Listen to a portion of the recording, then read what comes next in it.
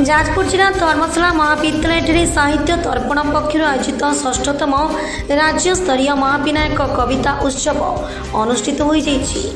उक्त उत्सव को धर्मशाला विधायक हिमांशु शेखर साहू उद्घाटन करथिले। मुख्य अतिथि भाव पूर्वतन मंत्री तथा विधायक अमर प्रसाद शतपथी जोग देथिले।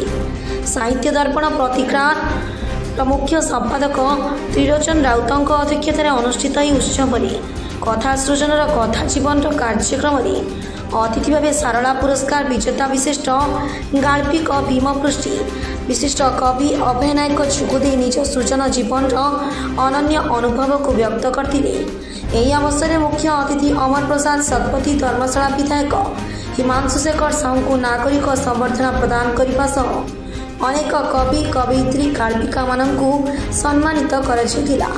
समस्त अतिथि द्वारा हालो मो बापा कहूँ पुस्तक उन्मोचित होगा सह पत्रिकार संपादक विमलपति अतिथि परिचय और स्वागत अभिभाषण प्रदान करते।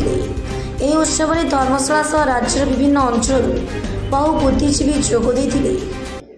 साहित्य दर्पण ओडिशार अन्यतम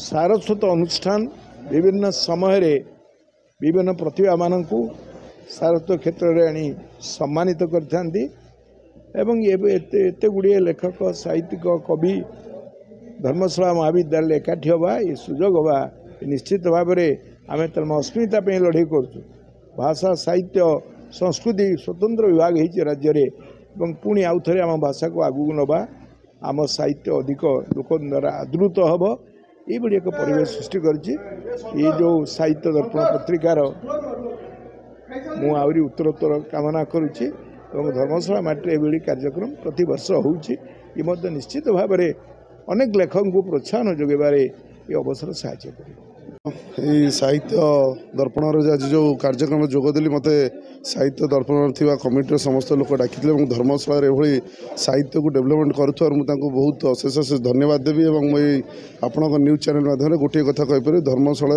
अगणित साहित्य को भल पाई लोक मैंने समस्ते एकत्रित हूँ और समस्ते मिसिकी आमर साहित्य आम भाषा को केमती आम आगे नहीं जावा आम ओडिया भाषा को केमती आगू आगू नहीं जावा सेटा समस्त लक्ष्य रहा दरकार यही गोटे लक्ष्य। बहुत बहुत धन्यवाद। धर्मशाला शेख अलाउद्दीन का रिपोर्ट टोमाणी टीवी।